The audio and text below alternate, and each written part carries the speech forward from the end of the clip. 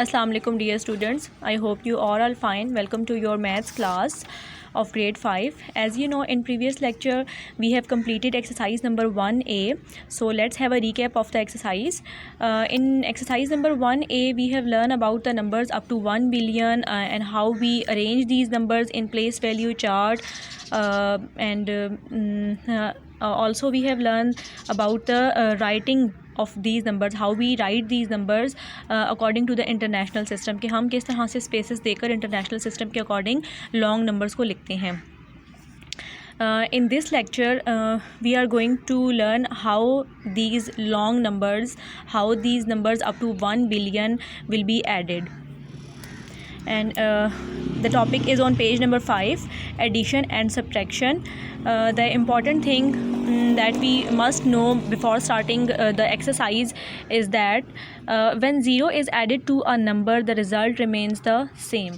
और ये एग्जांपल भी देखें, इसमें आपको गिवन है कि अगर आप 0 को किसी नंबर में ऐड करते हैं तो उसका रिज़ल्ट वही रहता है. Same is the case with subtraction. When 0 is subtracted from a number the result remains the same. कि अगर आप किसी भी नंबर में से 0 को सब्ट्रैक्ट करते हैं तो उसका रिज़ल्ट भी सेम ही रहता है. ठीक हो गया.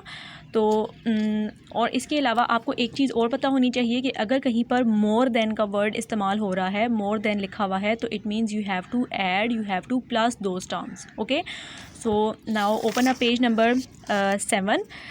On page number 7 the first question that we are going to solve is question number 4. It's better to solve on sheets, but you can also solve these question on your book. So let's start. The statement of question number 4 is add the given numbers. You have to add these numbers. अब इस question में आप देख सकते हैं कि ये numbers already arrange होके उन्होंने लिखे हुए हैं. ठीक है ना. यूनिट के नीचे यूनिट और टेंस के नीचे टेंस और 100 के नीचे 100 और इस तरह से बाकी कॉलम्स भी एक दूसरे के ऊपर नीचे अरेंज होकर के उन्होंने लिखे हुए हैं. तो अगर आप क्वेश्चन नंबर ए जो है, क्वेश्चन नंबर 4 का ए पार्ट जो है, अगर आप उसको देखें कि किस तरह से हमने सॉल्व करना है, तो वो मैं आपको इसका सोल्यूशन दिखा देती हूँ कि नंबर्स तो अरेंज हुए में हैं, आपने जस्ट इसमें एडिशन परफॉर्म करनी है. ठीक है. ये देखें आप, इस तरह से नंबर्स आपने इंटरनेशनल सिस्टम के अकॉर्डिंग लिखने हैं स्पेस देकर, और अब आपने इसकी एडिशन जो है वो राइट साइड से स्टार्ट करनी है. Now 3 and 6 9, 4 + 2 2 + 4 6, 6 + 3 9, 4 + 5 9, 8 + 1 9, 9 + 0 9. यहाँ पे देखें वो जो भी पीछे हमने पॉइंट पढ़ा था वो आ गया है कि if you add 0 to a number the result will be the same. तो देखिए हमने 9 में 0 ऐड किया तो आंसर 9 ही आया है. The next one is 1 + 2 3. सो ये आपके पास क्या आया है, रिक्वायर्ड सोल्यूशन आ गया है. ठीक है. क्वेश्चन नंबर 4 के सब क्वेश्चन अरेंज फॉर्म में आपकी बुक पे दिए हुए हैं. आपने जस्ट इनको बुक पे भी सॉल्व करना है और शीट्स पे भी आपने इनको सॉल्व करना है. ठीक है. और 3 डिजिट्स लिखने के बाद, यानी कि एक हाउस लिखने के बाद आपने एक ब्लॉक को छोड़ के नेक्स्ट हाउस जो है वो स्टार्ट करना है. सो क्वेश्चन नंबर 5 स्टार्ट करते हैं. The statement of question number 5 is right vertically and add. कि इस क्वेश्चन में अब आपको नंबर्स इस तरह से वर्टिकल फॉर्म में ऊपर नीचे अरेंज करके नहीं दिए हुए, आपने ख़ुद इनको अरेंज करना है और फिर इनको प्लस करना है. तो इसमें भी आपने स्टूडेंट्स इस बात का ध्यान रखना है कि आप जो हाउसेस के रूम्स होते हैं, जो उनके वो कॉलम्स बन रहे होते हैं, आपने उनको एक दूसरे के एग्जैक्टली ऊपर नीचे अरेंज करके लिखना है. ठीक है. तभी आपका क्वेश्चन जो है वो ठीक आपका आंसर आएगा उसका. क्वेश्चन नंबर 5 में मैं आपको इसका बी पार्ट सबसे पहले समझा देती हूँ. बी पार्ट में आपके पास जो सबसे पहला नंबर गिवन है वो ये नंबर गिवन है. इसको आप देखें, यहाँ पे मैंने ये इस तरह से ये नंबर मैंने यहाँ पे इस तरह से लिख दिया है इंटरनेशनल सिस्टम के अकॉर्डिंग, राइट साइड से 3 डिजिट्स के बाद स्पेसेस देकर. ठीक है. अब आप जो इसको सेकंड आपको नंबर गिवन है दैट इज़ 2984. अब इस नंबर को आप कैसे लिखेंगे, इस नंबर को आपने इस फर्स्ट वाले नंबर के राइट साइड से लिखना शुरू करना है. ठीक है. इस तरह से आप इसको लिखेंगे, इस तरह से. ठीक हो गया. यूनिट के नीचे यूनिट, टेंस के नीचे टेंस और 100 के नीचे 100 और 1000 के नीचे 1000 लिख दिया मैंने. अब थर्ड नंबर भी आपको गिवन है. थर्ड नंबर आपको ये गिवन है, ये मैं यहाँ पे लिख देती हूँ. इसको अब मैं कैसे लिखूँगी, राइट साइड से लिखना शुरू करूँगी. 3 0 1 4 and 3. प्लस का साइन लगाएं यहाँ पर लाइन ड्रॉ करें. इन नंबर्स को आपने अरेंज करके लिख दिया. अब आप इसकी एडिशन परफॉर्म करते हैं. 4 + 2 6, 6 + 3 9, 8 + 3 11 एंड 11 + 0 11 ही होगा. तो वो 10 से ग्रेटर नंबर है. 1 यहाँ पे रहेगा और 1 यहाँ पर ऊपर कैरी आ जाएगा. 1 + 1 2, 2 + 9 11, 11 + 1 12, 2 यहाँ पर आ जाएगा और 1 यहाँ पे ऊपर कैरी। नाउ 5 + 1 6, 6 + 2 8 एंड 8 + 4 12, तो 12 का 2 यहाँ नीचे आ जाएगा और 1 अगेन यहाँ पे सॉरी कैरी आ जाएगी। ठीक है, 5 + 1 6, अब 6 के नीचे और कोई डिजिट है यहाँ पे नहीं है लेकिन इधर नीचे है। ठीक है, तो आपने इसको ऐड करना है। 5 + 1 6 एंड 6 + 3 9, और यहाँ पे आप देख सकते हैं कि 6 के नीचे कोई डिजिट नहीं था। 6 के नीचे आप देख सकते हैं कोई भी डिजिट नहीं था, तो 6 आपके पास क्या हो जाएगा यहाँ पे एज इट इज़ आ जाएगा, और 2 के नीचे भी कोई डिजिट नहीं था तो 2 भी एज इट इज़ आ जाएगा। ठीक है, तो ये इस क्वेश्चन का रिक्वायर्ड सोल्यूशन था। आपने क्वेश्चन नंबर 5 में क्या करना था कि सबसे पहले आपने इनको वर्टिकली इस तरह से ऊपर नीचे रख के अरेंज करना था और फिर आपने इसकी एडिशन परफॉर्म करनी थी। क्वेश्चन नंबर 5 के जितने भी बाकी पार्ट्स हैं वो सब आपने बिल्कुल इसी तरह से करने हैं।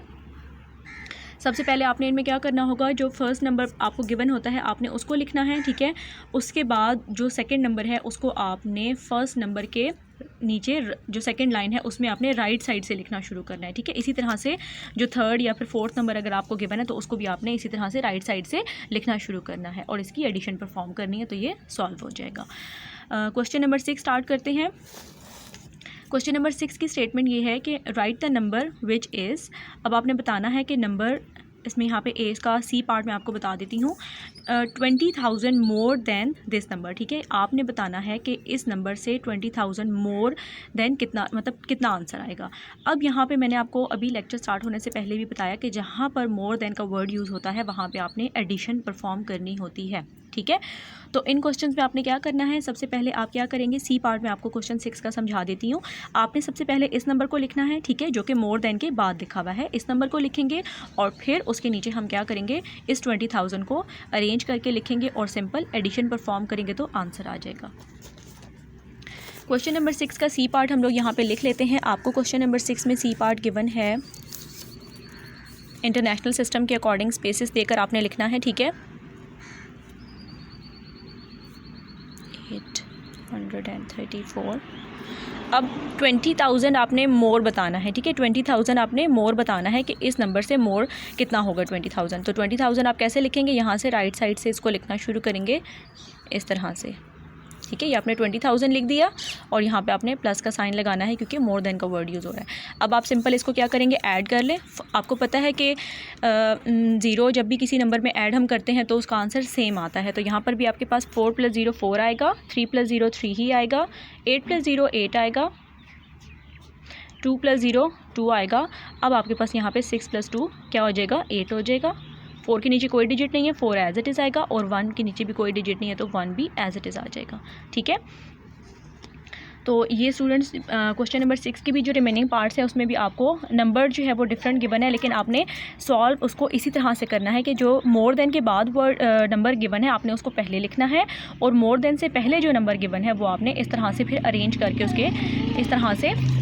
उसके नीचे लिखना है, और जस्ट आपने सिंपल इन नंबर्स को प्लस कर देना है। ठीक है, तो आपकी डायरी स्टूडेंट्स ये है कि आपने आज एक्सरसाइज नंबर 1B का क्वेश्चन नंबर 4, क्वेश्चन नंबर 5 और क्वेश्चन नंबर 6 अपनी शीट्स पर करना है और इसके सारे पार्ट्स आपने करने हैं। ठीक है, क्वेश्चन नंबर 4 आप ट्राई करें कि बुक पे भी करें ताकि आपकी प्रैक्टिस हो जाए, और इसको शीट्स पे भी आपने नीट परफॉर्म करना है।